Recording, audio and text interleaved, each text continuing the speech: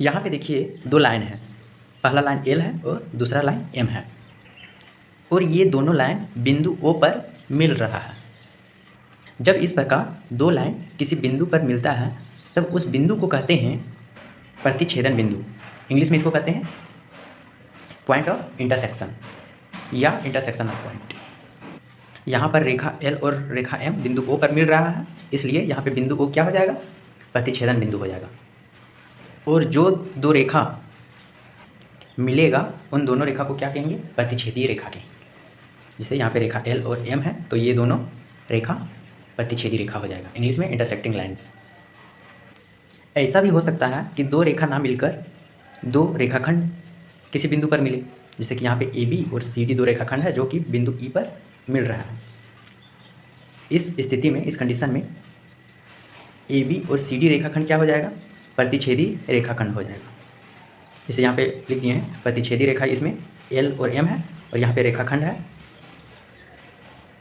जो किसी बिंदु पर मिल रहा है। इस स्थिति में ये दोनों रेखाखंड प्रतिच्छेदी रेखाखंड हो जाएगा, यानी कि प्रतिच्छेदी रेखाखंड हो जाएगा ए बी और सी डी। इसमें और एक चीज़ ये भी हो सकता है कि ना दो रेखा मिले ना दो रेखाखंड मिले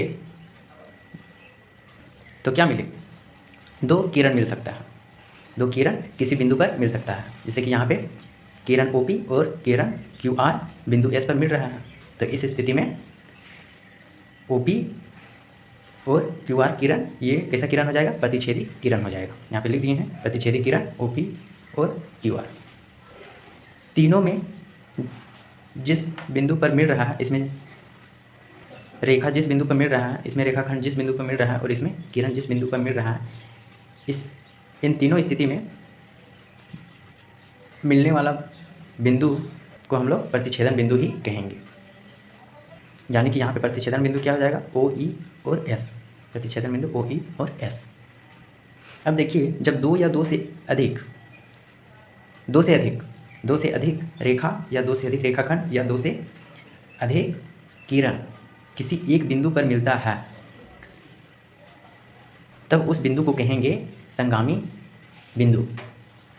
जैसे कि यहाँ पे रेखा एल एम और एन एक बिंदु पर मिल रहा है, कौन सा बिंदु, बिंदु ओ पर मिल रहा है, तो यहाँ पे बिंदु ओ क्या हो जाएगा, संगामी बिंदु हो जाएगा। यहाँ पे तीन रेखाखंड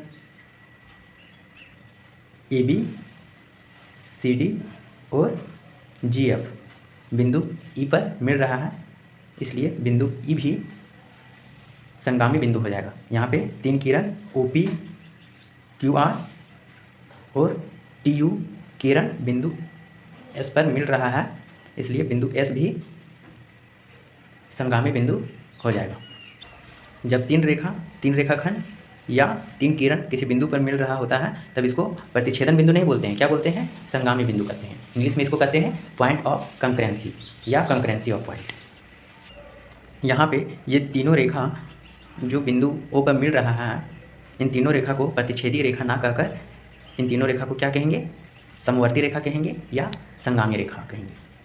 इसी प्रकार इन तीनों रेखाखंड को प्रतिवर्ती रेखाखंड ना कहकर क्या कहेंगे, समवर्ती रेखाखंड कहेंगे या संगामी रेखाखंड कहेंगे। इसी प्रकार यहाँ पे ये तीनों किरण को प्रतिच्छेदी किरण ना कहकर समवर्ती किरण कहेंगे या संगामी किरण कहेंगे। देखिए यहाँ पे लिख दिए हैं समवर्ती या संगामी रेखा एल एम और एन, संगामी या समवर्ती रेखाखंड ए बी सी डी और जी एफ। इसी प्रकार संगामी किरण हो जाएगा ओ पी क्यू आर और टी यू, जबकि संगामी बिंदु हो जाएगा ओ ई और एस। संगामी रेखा को इंग्लिश में कंकरेंट लाइन कहा जाता है।